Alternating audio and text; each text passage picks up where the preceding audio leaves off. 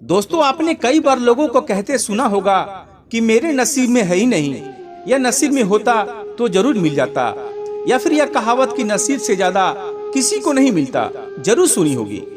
आज मैं नसीब की बात इसलिए कर रहा हूँ क्योंकि आज की कहानी नसीब का लिखा एक रोचक कहानी इसी विषय पर आधारित है। इस इंटरेस्टिंग वीडियो को पूरा जरूर देखिएगा। आगे बढ़ने से पहले एक विनती है कि यदि आप हमारे चैनल पर नए हैं तो हमारे चैनल को सब्सक्राइब जरूर कर दें, क्योंकि बाद में आप कहानी के विचारों में खोकर भूल जाएंगे। चलिए दोस्तों, कहानी की शुरुआत करते हैं। किसी एक गांव में बहुत ज्ञानी पंडित रहता था। पंडित आजू बाजू के सारे ही गांव में बहुत विख्यात था और इसी वजह से धनवान भी। पंडित का परिवार ज्यादा बड़ा नहीं था, क्योंकि अपनी पत्नी के साथ अपने बहुत बड़े घर में अकेला रहता था, क्योंकि पंडित जी को कोई बेटा नहीं था और एक बेटी थी जिसका विवाह पास के गांव वाले एक श्रीमंत लड़के से हो चुका था। पंडित ने शादी से पहले अपने होने वाले दामाद की अच्छी तरह से जांच पड़ताल कर ली थी और अपनी बेटी का भविष्य भी ठीक से पढ़ा था। तब जाकर उसने बेटी की शादी कर दी थी। लेकिन चंद सालों में ही पंडित जी का दामाद बुरी आदतों के चुंगल में फंस गया। जुआ और शराब की बुरी लत ने उसे सड़क पर लाकर रख दिया। अपनी बेटी की ऐसी दुर्दशा देखकर पंडित जी की पत्नी काफी दुखी रहती थी और अक्सर पंडित जी को कहा करती थी, तुम जाकर उसकी मदद कराओ। पंडित जी हमेशा अपनी बीवी को यह कहकर उनकी मदद करने के लिए मना कर देते थे कि अभी कुछ समय तक उसका बुरा वक्त चलना है। हम चाहे कितनी ही कोशिश कर लें, जो उनके नसीब में नहीं है वे उन्हें कभी नहीं मिलेगा। पंडित की ऐसी बातों से उनकी पत्नी काफी दुखी हो जाया करती थी और मन ही मन सोचती थी, कैसा स्वार्थी पिता है, अपनी बेटी को इतने कष्टों में देखकर भी उसकी मदद करने के लिए मना करता है। आखिर भगवान ने जो इतना सारा धन धान दिया है उसका क्या करेंगे? हमें कोई और औलाद भी नहीं है, ये ले देकर यही एक बेटी है और इसके लिए भी कुछ नहीं करेंगे तो किसके लिए करेंगे? पंडित ऐसा नहीं सोचता था। ऐसा नहीं कि पंडित अपनी पुत्री से प्रेम नहीं करता था, लेकिन उसने अपनी पुत्री की कुंडली इतने अच्छे से पढ़ी थी और ये सब पहले से जानता था। वह चाहे किसी भी लड़के से शादी करती, लेकिन उसके जीवन में यह समय आने वाला था और बिना ऐसे भुगते उसको छुटकारा नहीं मिलने वाला था। एक दिन खाने पीने के लिए भी मोहताज हो चुके पंडित जी की बेटी और दामाद उसके घर आए। पंडित ने और उसकी बीबी ने दोनों ही खूब आदर सत्कार किया और खूब अच्छा खाना खिलाया। बेटी और दामाद को पंडित जी से सहायता मांगने की हिम्मत ना हुई, इसलिए वह बिना बोले वापस अपने घर लौटने लगे। लेकिन माँ तो माँ होती है, पंडिताइन से रहा नहीं गया और बिना पंडित की इजाजत के उसने चोरी छुपे बूंदी के लड्डू बनाकर उसने सोने के सिक्के रख दिए और बेटी दामाद को दे दिए, ताकि बेटी और दामाद की कुछ आर्थिक सहायता हो सके। पंडिताइन यह भी जान गई थी कि बेटी और दामाद शर्म के मारे उनसे मदद नहीं मांग रहे थे, इसलिए उसने बेटी और दामाद को भी लड्डुओं में छिपे सिक्के के बारे में कुछ नहीं बताया। जाहिर सी बात है कि जब वो लोग घर पर जाकर लड्डू खाएंगे तो उसमें उन्हें सोने के सिक्के मिल जाएंगे। इस तरह बिना उनके मांगे ही उन तक मदद पहुंच जाएगी।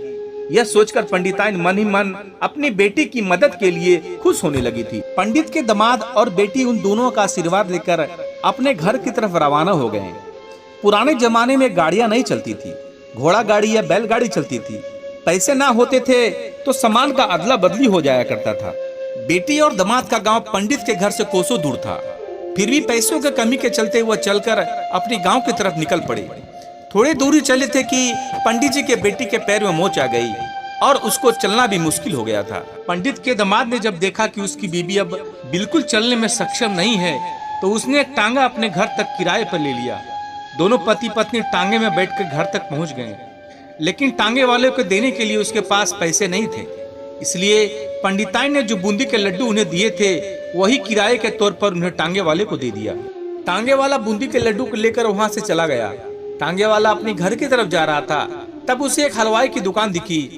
उसने सोचा कि थोड़े से बूंदी के लड्डुओं से मेरे घर के लोगों का पेट थोड़ी भरने वाला है, इससे अच्छा मैं इन बूंदी के लड्डुओं को बेचकर उनसे कुछ चावल खरीद लेता हूँ।